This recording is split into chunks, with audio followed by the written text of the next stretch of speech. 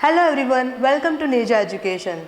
You are watching part 2 of class 8 chapter The Constitution and the Need for Laws. Now in this part we are going to talk about some social evils. First one is dowry. Now what is dowry? Dowry is a money or a gift given to the groom and his family by the bride's family. Often dowry's demand continue long after the marriage, and if the inability to fulfill the dowry result in physical or a mental torture to the bride, and in extreme cases it leads to the death. Means what is dowry? Dowry एक दहेज है जो groom को दी जाती है at the time of a marriage. Marriage के time पे उनको दिया जाता है to groom and his family by the bride's family. But क्या उसी टाइम पे जो दहेज दिया जाता है उसके बाद वो लोग कभी डिमांड नहीं करते? No. In some cases they will demand even after the marriage also and even after the long time of a marriage. मतलब लॉन्ग टाइम तक उनका वो डॉवरी के लिए डिमांड करते रहते हैं, और अगर वो फुलफिल नहीं कर पाते उनकी डिमांड, देन फिजिकल और मेंटल ट्रस्ट दिया जाता है टू दी ब्राइड, और in some cases, in extreme cases it leads to death. कभी कभी उसकी जो ब्राइड होती है उसकी डेथ भी हो जाती है. This is called a dowry, that is a money और a gift given to the groom.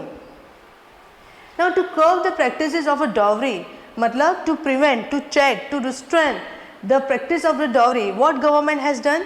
Government pass the act that is dowry prohibition act. Government ने एक लॉ पास कर दिया है, एक एक्ट बना दिया है, that is called dowry Provision Act in 1961. Now this act prohibit the giving and taking a dowry. मतलब सिर्फ dowry लेना वो ही illegal नहीं है, मतलब to give also, giving and taking both are illegal. मतलब सिर्फ dowry लेना ही crime नहीं है, देना भी crime है. So if according to this act, if anyone caught of giving and taking of a dowry, they are liable for the both imprisonment and fine. मतलब उन्हें जेल भी जाना पड़ सकता है और फाइन भी लगेगा. So these are the steps taken by the government to stop the dowry system. But is passing an act enough to curb the practices? There is one question for you. Let me know in the comment box that is passing an act is enough to curb the practices. मतलब ये act पास कर देने से क्या हमारे वहाँ dowry system stop हो गया है या अभी भी चल रहा है? What other steps can we take? इसके लिए हम लोग अदर स्टेप्स क्या ले सकते हैं या क्या दूसरा लॉ बना सकता है to stop the dowry system? Now the second social evil is female foeticide. Now what do you mean by the female foeticide? Female foeticide means an abortion of a female fetus outside of a legal method. Even today, daughters are considered as a financial burden by the many people. मतलब आज भी लड़कियों को बोझ माना जाता है, उसकी वजह से फीमेल फेटिसाइड हमारे कंट्री में ज़्यादा है. So this is the reason why the female feticide is on rise. Now this practice has affected the India sex ratio. Now due to this female feticide, our India sex ratio is affected. Means number of a male are more as compared to the female. According to the 2011 census, shows a decline in the number of females in the age group of, कौन सी as के group में कम है female? 0 to 6 age age compare to the 2001 census. मतलब 2001 census से हम लोग अगर कंपेयर करें तो between 0 to 6 age females are less in numbers. Now according to the 2011 census, there are 919 females per 1000 males in the age group of 0 to 6. 919 females है कितने के सामने? 1000 males के सामने, of which age 0 to 6, as against 927 female per 1000 males in 2001. So here you can see the different populations of a female and a male because of a rise in a female feticides. To curb the practice of a female feticide, the government has passed prenatal diagnosis technique, regulation and prevention of misuse act, that is called PND Act in 1994. तो to prevent this female foeticide government has pass an act in 1994. You can say that PNDT Act. It was brought into the effect from 1st January 1996. The PND Act prohibits the determination and disclosure of the sex of the fetus. मतलब according to this act, जानना कि कौन सा fetus है mail या female, that is illegal according to this act. It also prohibits any advertisement of prenatal sex determination. मतलब कोई भी एडवर्टाइजिंग है related to the sex determination उसको भी प्रोहिबिट किया गया है. Any violation of PNDT act can result in imprisonment and a fine. मतलब अगर कोई भी ऐसे पकड़ा जाता है कि वो डिटर्मिनेशन कर रहा है फीटस का तो उसको जेल भी हो सकती है एंड फाइन भी हो सकता है. Now we will see laws and dissent. Dissent means disagreement. Laws are formulated for the welfare of the people, but a situation may arise where a law might not be in the larger interest of the people. What should the people do then? Should they avoid the law or express their disagreement?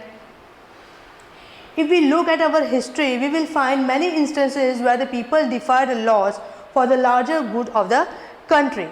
Means laws तो बने हुए होते हैं पर sometime वो people के interest के खिलाफ होते हैं या पीपल आर नॉट इंटरेस्टेड और नॉट ओबॉइंग दैट लॉ, तो वो क्या करेंगे. तो अगर हम लोग हिस्ट्री में अगर देखें हमारे पास्ट में there are few example we are going to C.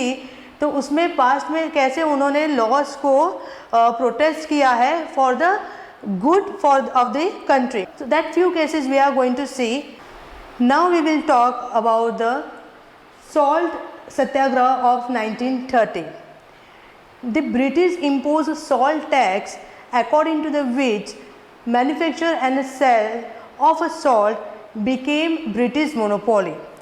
No individual were allowed to sell or to manufacture a salt. मतलब जो salt था वो ब्रिटिश की मोनोपोली बन गई थी. Only they can manufacture and sell the salt and no individual were allowed to make a salt. So Gandhiji launched salt satyagraha against this tax. On the 12th March 1930, Gandhiji along with his followers left the Sabarmati ashram of Ahmedabad and walked to Dandi. Dandi is a village on the west coast of India. On 6th April 1930, he reached Dandi and he protest against the tax by making a salt. मतलब हमारे ही country में जो salt बन रहा था वो Britishers ने allow नहीं किया, उन्होंने सॉल्ट टैक्स लगा दिया. So Gandhi ji what he did, he launch salt satyagraha and he went to Dandi with his follower. On 6 April he reach to Dandi and वहाँ पे उन्होंने खुद सॉल्ट बनाया. किसको अपोज करते हुए, उनका जो ये ऑलरेडी जो एक्ट बना हुआ था, जो सॉल्ट टैक्स बना हुआ था, उसके अगेंस्ट में जाते हुए उन्होंने खुद वहाँ पे सॉल्ट बनाया. It signifies a challenge to the authority of the government.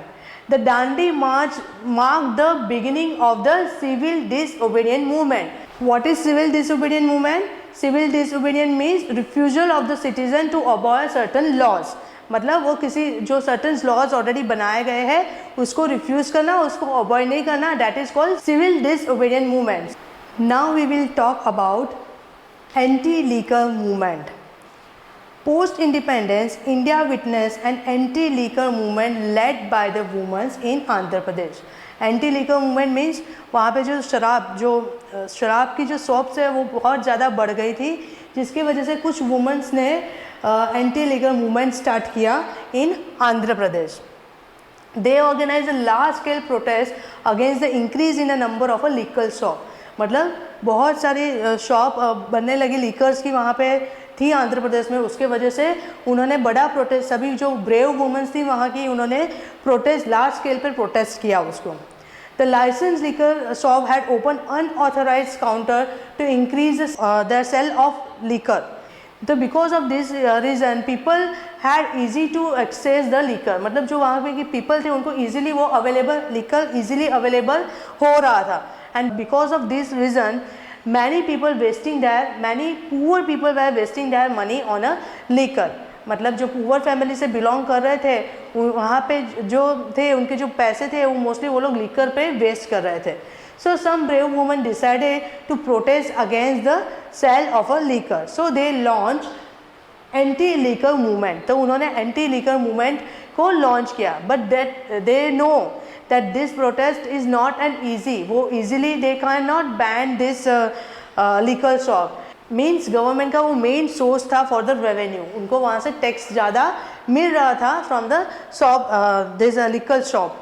So after a much protest, the ban was imposed and they get success. मतलब बहुत लॉन्ग टाइम तक उन्होंने प्रोटेस्ट किया, उसके बाद जाके उनको सक्सेस मिली और लीकर शॉप को बैन किया गया. Rule of law. A law which is against the fundamental rights of the people can be declared null and void by the Supreme Court. मतलब कोई भी लॉ हमारे फंडामेंटल राइट्स के against जाता है उसको by the supreme court it is null, declared null and void. Thus, the rule of law will always prevail. The rule of law implies that no one is above the law. Thus, we can say that democracy and the rule of law complement each other. Thank you for watching the video. This is all about the constitutions and the need of law.